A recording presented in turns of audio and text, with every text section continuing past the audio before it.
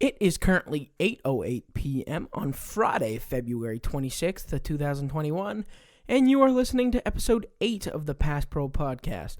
I'm your host, Nigel Cornelius. I've got a nice glass of whiskey sitting next to me for today's episode, and since the off-season media is boring, it's just a bunch of hype stories that I don't even want to bother trying to get into, I thought I'd start this episode off with an opinion piece. So to start that off, I'm going to start off with a quote that some of you may have used or you've probably heard a million times, and that quote is always, "Stats don't lie." I'm here to tell you that they do.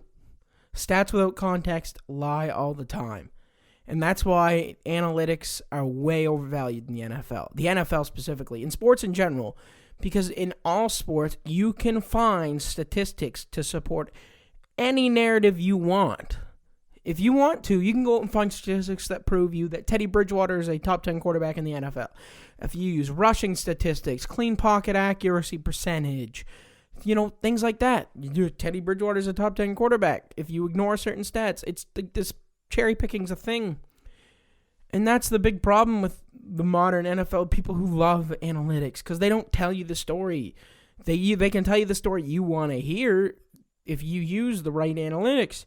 But you can just ignore the ones that don't support your narrative.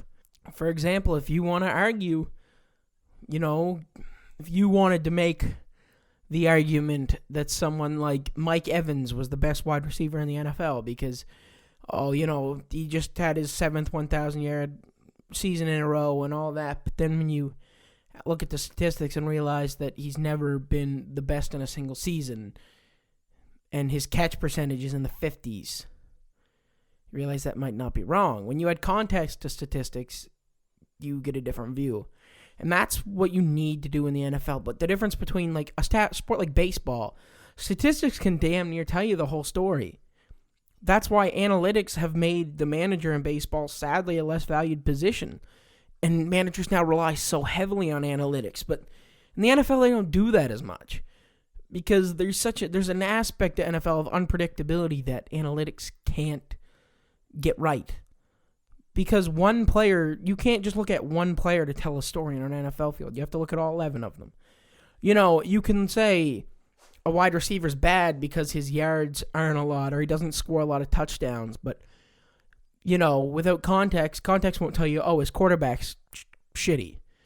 Like, for example, if you look at 3 wide receivers drafted in the same class, you look at DK Metcalf, A.J. Brown, and Terry McLaurin. If you looked at this year alone, you'd think DK Metcalf was the best wide receiver out of all 3 of them. If you take into their considerations, I think DK Metcalf is the 3rd best receiver out of all of them. I know he's a physical specimen, but the other 2, Terry McLaurin has put up stats with his best quarterback over the past 2 years being Alex Smith on a bum knee. A.J. Brown on bum knees with Ryan Tannehill has eclipsed 1,000 yards both seasons and is one of the best in the NFL running after the catch. DK Metcalf's had the luxury of having Tyler Lockett opposed to him and Russell Wilson throwing him the football. And that's what statistics won't tell you. Statistics won't show you the situation. For example, if you look at a defensive structure, if you look at a cornerback that gives up has a high completion percentage, you think he's bad. Depends on his scheme. If he runs in a bend don't break defense, he'll give up a bunch of short completions, but he'll go up and make the tackle. He won't give up the touchdowns. Or if you look at high interception numbers, they might think, wow, that guy's really good. But that doesn't tell you how often he gets burned, how many touchdowns he's given up, how many plays he misses going for the interceptions, vice versa, low interceptions. You look at guys like Jalen Ramsey and Jair Alexander, you say, boy, they don't get a lot of interceptions. Why do people call them the best? Because when you look at the film and you look at the whole picture, you see that their target percentage is extremely low. Their passes defended is low because they don't targets. Their pass rating allowed is low. Their completion rating allowed is low. Like, you have to look at the entire picture with context. And in the NFL, that's why statistics don't work, because one single statistic will not tell you. And even a group of them in the end can't fully tell you the picture because there's unpredictability on the field. Like interception. Your quarterback gets, even if a wide receiver catches a pass, then fumbles it and the other guy catches it, if he hasn't fully cemented the catch, like on a tip ball, that's an interception. That's not a wide receiver catch and fumble. If the catch, it's an interception, even though it really isn't, because the quarterback didn't do anything wrong. His wide receiver gave up the ball in the process of the catch. But the stat sheet won't tell you that. And I know there are groups like Pro Football Focus who, value half sacks and interceptions differently, and all these statistics, they do their own spin on it. But in the end, they're just putting statistics in a way that fits their molds and their opinions.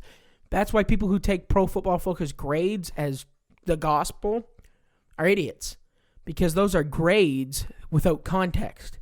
Pro Football Focus could tell you that Khalil Mack, if you look at grades, Khalil Mack was the best outside pass rusher this year, but everybody knows that wasn't true. Guys like Zadarius Smith were double-teamed more and produced more sacks. T.J. Watt was a Defensive Player of the Year candidate at the outside. Those grades are nice, but without the context, they're useless. Because you're just saying, oh, he was graded high, that means he's good. Not always. Because PFF grades on their plays, like they give grades for plays and then tally those up, but they count statistics differently.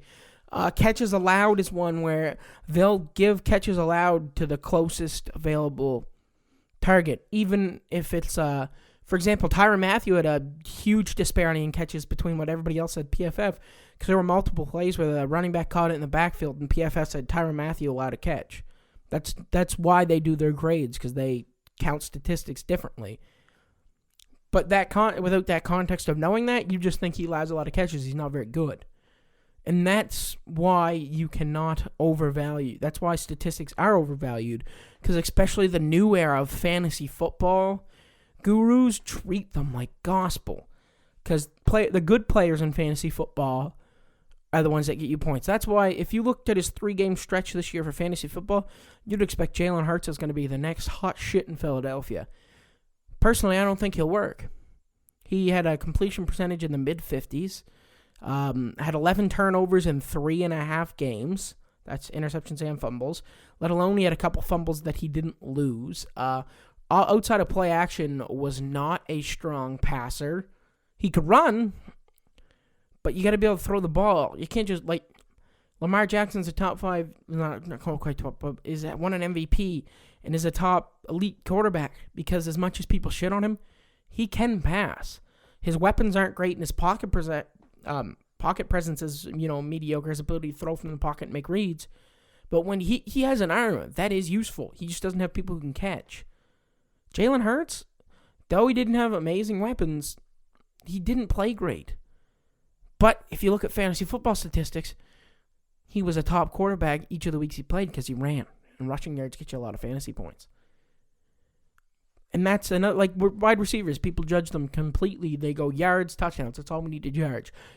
All we need to judge. People don't look at yards after catch with guys like Cooper Kupp and A.J. Brown, or contested catch percentage for guys like, Allen Robinson. Drop percentage. They look at drops themselves, but don't look at drop percentage. A guy with more targets is likely going to have more drops than a guy with less targets, but drop percentage will tell you exactly how many. Tyreek Hill had a lot of drops this year, but with his target percentage, his drop percentage wasn't that bad. DK Metcalf, on the other hand, had a bit of a drop problem. Not bad, but he's an example of a guy who had one. But when you look, you say, oh, that guy had more drops. Yeah, but what were his targets? You need so much more than just one statistic. You need the film. You need an entire story. And this is really in all sports. People overvalue statistics way too much. I still think the best thing you can use to judge a player is watching them play. If you know what you're watching them play.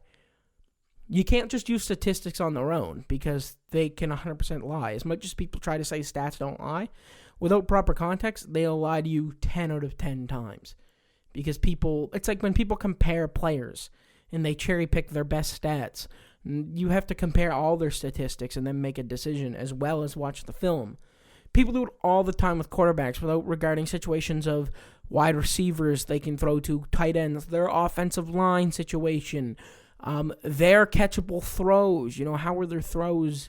Because some guys throw some rough balls, get bailed out luckily. Patrick Mahomes this year had an NFL record 16 dropped interceptions. Nobody's calling Patrick Mahomes bad, but there's a bit of luck in that compared to a guy like Aaron Rodgers who just doesn't really throw interceptions. That's the thing. If you use statistics without context, and I've said it multiple times, you're just setting yourself up for failure. So that's, my little opinion piece to start this off, is that analytics are way overvalued, and if you ever use the phrase stats don't lie, you're wrong. But now to continue the segment I started last week, which is the biggest needs, and last week I made a fuck up. I claimed I was talking about the AFC North, when in reality I was talking about the AFC East.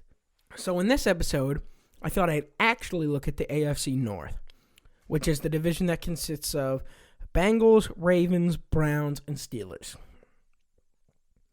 So to start this off, we're going to look at the Bengals, who have serious needs at offensive tackle and the entire offensive line. Tight end and edge rusher. They don't need wide receivers. They have guys like Tyler Boyd. They can probably re-sign Auden Tate for real cheap, and they have a top 5 pick. This is a name you heard me say a lot last week, and I'm going to say it again. With the 5th overall pick, if he's there, and all the other teams jump for quarterbacks, Penny Sewell, take him. Take Penny Sewell, please. Give Joe Burrow help. He damaged his knee brutally. May never have the mobility he once had. Draft lineman. If at the 5th pick, you do not have a top 5 offensive line prospect available, don't draft Kyle Pitts. I know tight end's kind of a need, but don't draft Kyle Pitts. Kyle Pitts you need defensive help. You need edge rushers. You traded Carlos Dunlap. Your defense sucked last year. It's outside of safety. You need linebackers. You need a lot. And good news, you do have over $37.5 million in cap space. So you can sign you could possibly sign some free agent offensive linemen. Not likely a lot of big O-line guys, but, former Packers center. If Corey Linsley hits the market, sign Corey Linsley. He's a great center.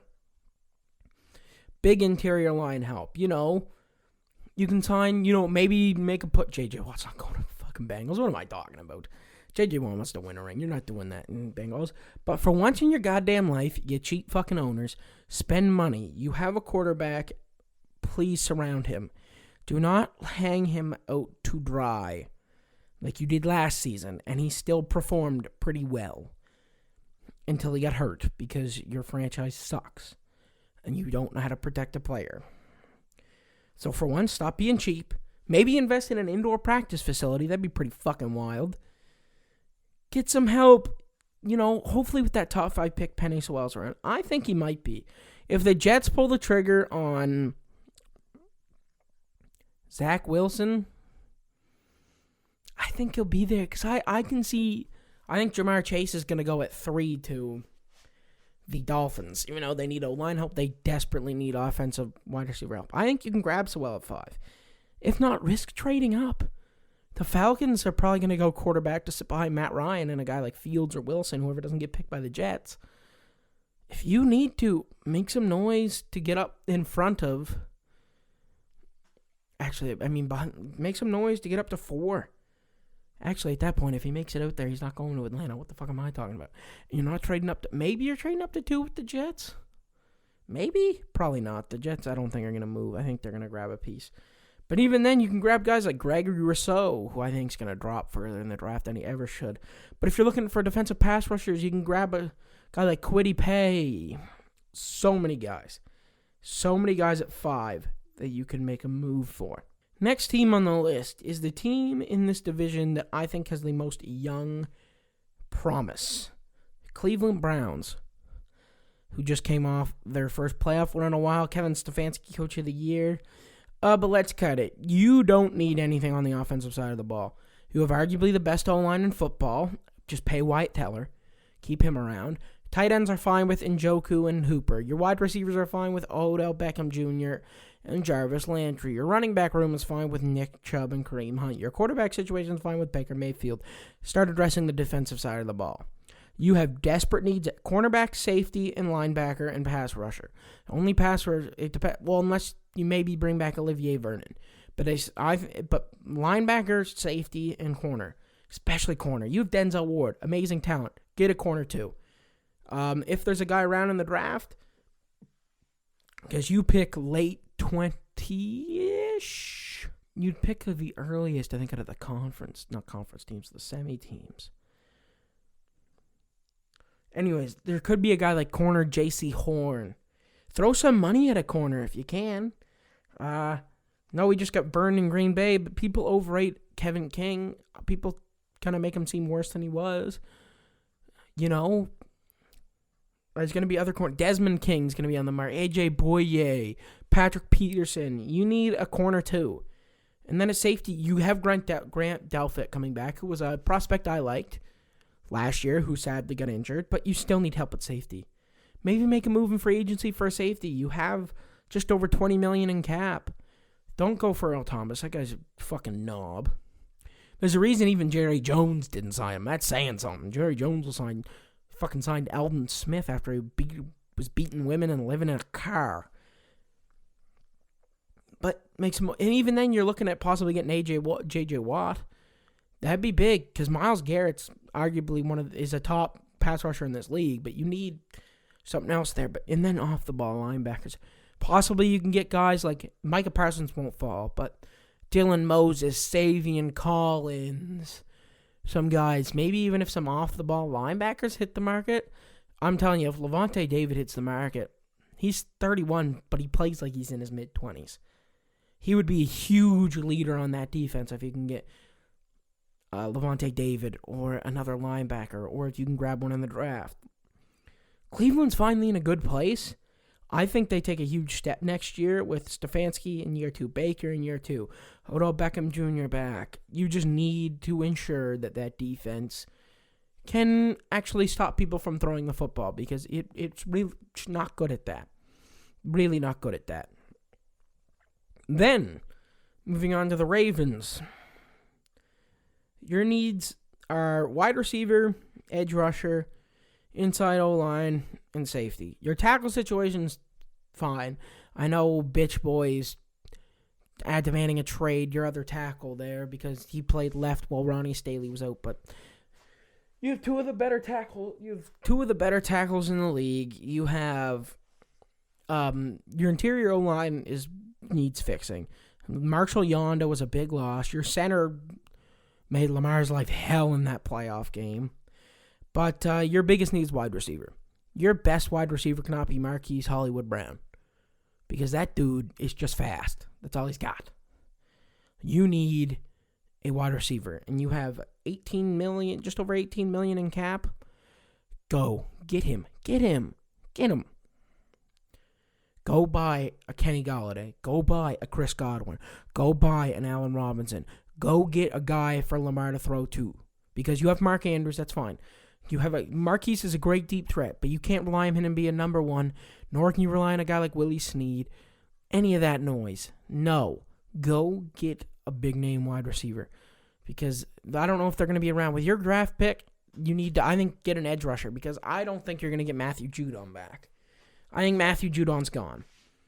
You know, the Ravens love drafting mid-round edge rushers and then letting them go. They did it with Zadarius Smith, who's now one of the best in the league. As a Green Bay Packers fan, thank you very much. But the Ravens are good at producing pressure through blitzes.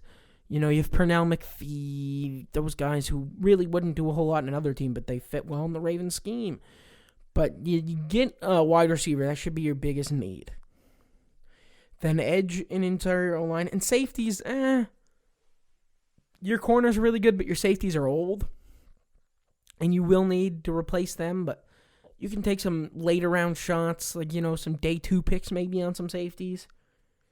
Because it's like your need. The Ravens are a really well-constructed roster. Their defense is aggressive, and it gets turnovers with, you know, Marlon Humphrey and Marcus Peters.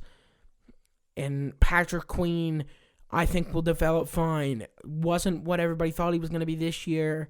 I know if you look at his base stats, but this ties into earlier, he was horrible against the pass. He just wasn't amazing, but it's a rookie. Linebacker's not easy. He'll be fine. He's an athletic freak. He will be fine. But my main thing is go get a wide receiver. Either trade up and get one in the draft. Don't just draft another speedy guy. Make a play for an Allen Robinson, a Kenny Golladay, a Chris Godwin, somebody who's going to get paid. And finally, to the NFL's, to the team I think that's going to be the worst team in this division next year, the Pittsburgh Steelers. I know what you're going to say. How? They won the division. Even though they got embarrassed by the Browns in the playoff game, they won the division. Yeah, you had the NFL's worst run game. Your entire O-line really needs help. They're getting old. You lost, your O-line's getting old. You need a new center because Marquise Pouncey retired. I think Marquise, it's either Mike or Marquise. I can't remember which Pouncey retired. But running back's your biggest need. I don't pay one. With your pick, Travis Etienne or Najee Harris should be around. Draft either one of them. You're fine. That should fill your need. But you need to find holes at interior O-line, offensive tackle, because they're all getting old, and you're going to need to fill those holes soon, and corner. And unlike the rest of these teams, you can't sign anybody. According to Over the Cap, which is where I've gotten all these cap numbers, the Steelers are currently just over $19 million over the cap. Meaning, so they do not, because this isn't like basketball, and this isn't like baseball, where there's a luxury tax. So guys can, you just pay a tax if you spend a little too much. No. If you're over the NFL salary cap, you lose draft picks. And then, in order of contracts, newest, oldest dealt out, yeah, those don't get paid. Players don't get paid. So you have to be under the cap. There is no option of being, allowed to be over the cap. You have to sit under it. So the Steelers are going to have to cut some guys. And with Big Ben coming back, your only other option was Dwayne Haskins, but maybe you even draft the quarterback. Because I don't even think Dwayne Haskins can be the future. Yeah, was a fucking strip club magnate in Washington. Now you're letting him learn under the understudy of booze and porn. And Big Ben, who if you asked him what is consent for $500, he'd turn and run away. The Steelers are fucked. Which is a shame. Guys like TJ Watt, Devin Bush, they have a good defense. But boy, that offense is going to blow. Because you're probably going to let Juju walk. And then you have Deontay drops the ball Johnson. Chase Claypool was nice. Maybe get him off the shit talking and the tick-tock and the making himself look like a goddamn fool. And, I think you're going to end up in the league basement because Big Ben has a $40 million cap hit you can't afford to pay. Yeah, you can restructure, but or if he doesn't take a pay cut and he just restructures, that just pushes his cap hit down the hill. Yeah, I know it makes it so it's less this year, but it just pushes it further. Big Ben should really retire. But Porn Elbow seems like he wants to come back and play. If you haven't caught it by now, I think Ben Roethlisberger is a piece of shit. Don't like the guy. Outside of all the allegations that have come off the field, that's a big reason. He's also just seems like a piece of shit dude. One of the YouTubers I watch calls him Captain Fat Fuck.